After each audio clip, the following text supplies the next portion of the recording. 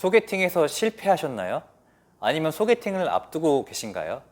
저도 이상하게 소개팅만 가면 실수를 많이 해서 좋지 않은 결과를 받았던 적이 있었습니다. 미숙할 때는요. 이번 영상은 예전에 소개팅을 하면서 몇 가지 깨달은 점을 좀 정리를 해봤고요. 제가 친구들 연애 상담을 진짜 많이 해주거든요. 친구들이 피드백을 받고 효과를 많이 봤다는 하는 부분들 좀 종합해봤습니다. 안녕하세요. 당신의 평생 습관을 책임지는 멘탈 코치 주필립입니다. 오늘은 소개팅 주제로 얘기를 해보려고 합니다. 소개팅 너무 어렵게 생각하지 마세요. 저희 다 성별을 가지기 전에 같은 사람으로 분류된 똑같은 사람입니다. 인간적으로 호감을 느끼는 부분 간과하지 마세요. 일단 솔루션 바로 들어가 볼게요. 첫 번째, 침묵을 즐겨라입니다. 마음에 드는 사람이 나오면 사실 어려운 거 맞아요. 어떻게 해서든 그 사람에게 호감이 있다는 걸 표현하고 싶고 호감을 사고 싶잖아요. 처음 만난 사이라 생긴 어색한 침묵을 못 참고 줄줄줄줄 말하는 사람들이 있어요. 내가 좀 그럴싸한 멘트를 날려서 어필하고 싶은 마음 충분히 이해합니다. 제 지인도 소개팅을 나갔는데 상대방이 너무 마음에 들더래요. 근데 이 친구가 말주변에 있는 친구가 아니거든요. 조바심이 막 나가지고 말실수를 하는 거죠. 본인이 생각해도 안 웃긴 얘기를 하게 되고 상대방이 억지로 웃어주는 거 이런 거를 또 느끼니까 만회를 해야겠다는 생각에 이상한 말을 계속 내뱉는 거죠. 그래서 끝나고 바로 저한테 전화가 오더라고요. 이거 망한 것 같아. 이렇게 말을 하더라고요. 이렇게 어색한 상황에서 못 참고 맞지 않는 노력을 하면 실수를 할 수가 있어요. 심지어 상대방의 웃음 코드나 기분 나쁜 포인트 아직 모르잖아요. 일단 상대방이 파악이 안 된 단계란 말이에요. 그래서 상대방이 느끼기에 이상한 멘트로 점수를 까먹을 만한 행동을 계속하기보다는 일단 침묵이 낫다는 거예요. 실수할까봐 할 말을 하지 마라. 이 얘기는 아니고요. 반드시 잘해야 돼. 이런 생각을 버리라는 겁니다. 압박감과 부담감을 느끼고 과한 텐션을 가지지 않는 게 좋다는 말이에요. 내가 이 분위기에 편할 수 있도록 반드시 잘해야 되는 거 아니다 라고 마인드 컨트롤을 해보세요. 오히려 더 나를 자연스럽게 드러내는 게 상대방에게 어필이 될 수가 있습니다. 자, 정리해보면 점수를 따는 것이 중요한 게 아니라 점수를 잃지 않는 것이 중요합니다.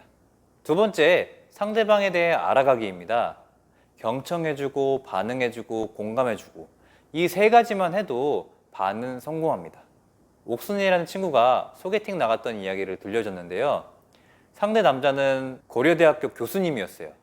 나이도 38살에 얼굴도 잘생겼다고 했는데 근데 안 될 것 같다고 느낀 게 아직은 궁금하지 않은 본 얘기를 계속 얘기를 하더래요. 아직 상대방이 어떤 사람인지가 더 궁금한데 혼자 어떤 집안인지 얼마를 버는지 너무 어필을 해서 부담이 됐다 그러더라고요. 잘 보이고 싶어서 내가 어떤 사람인지 내가 사회적으로 얼마나 안정적인지 소득은 얼마인지 이런 것들 있잖아요. 내가 너무 마음에 들면 어필하고 싶은 거 충분히 공감합니다. 근데요, 사실 제일 중요한 거는 상대방에 대해 알아가고자 하는 포용력과 진정성이에요. 본인 얘기만 하는 게 아니라 상대방에게 질문을 하고 잘 들어주고 공감을 할 때 상대방은 아, 나에게 호감이 있구나, 관심이 있구나 이걸 느껴요. 왠지 정이 가는 친구들, 왠지 정이 안 가는 친구들 이런 친구들의 특징을 한번 곰곰이 떠올려 보세요. 본인 얘기, 본인 자랑하는 사람보다 내 얘기를 잘 들어주는 사람이 더 인기가 있지 않나요? 대부분의 사람은 듣는 것보다 말하는 것을 좋아합니다. 미국 하버드대 뇌과학자 다이애나 타마르와 제이슨 미첼의 연구에 따르면 사람이 자신의 이야기를 할 때, 음식을 먹을 때, 돈이 생길 때 기분을 담당하는 뇌의 부분이 같다고 합니다. 그래서 타인과 대화를 하면 스트레스가 풀리고 기분이 좋아지는 건데요. 그렇기 때문에 오히려 상대방이 편한 이야기를 할 수 있도록 분위기를 만들어주는 사람에게 호감을 느끼는 거죠. 상대방이 하는 말들을 통해 키워드를 찾아서 또 질문하고 찾아가고 호기심 있게 잘 들어주고 너에 대해 궁금하다 이런 분위기를 풍겨주세요.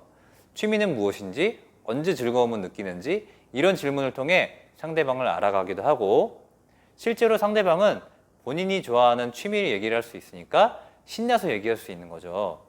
이렇게 자연스럽게 분위기가 풀어지는 거죠. 셋째, 은근히 어필하기입니다.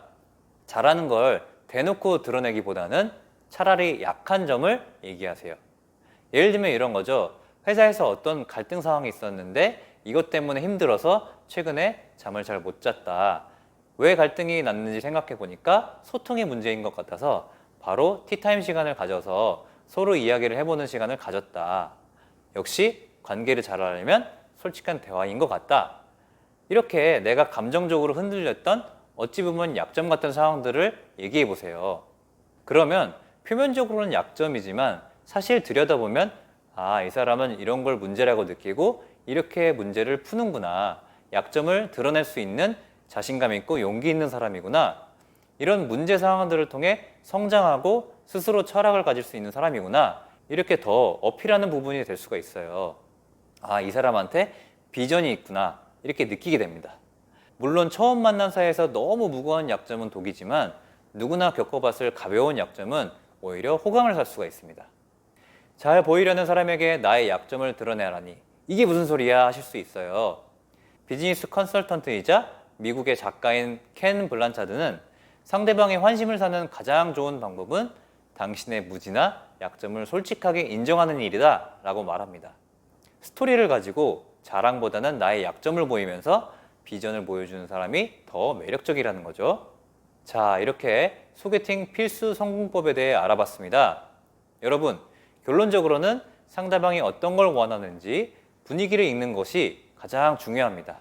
지금까지 평생 가는 습관을 즐겁게 만들어 강철 멘탈이 될 여러분을 응원드리는 멘탈 코치 주필립이었습니다.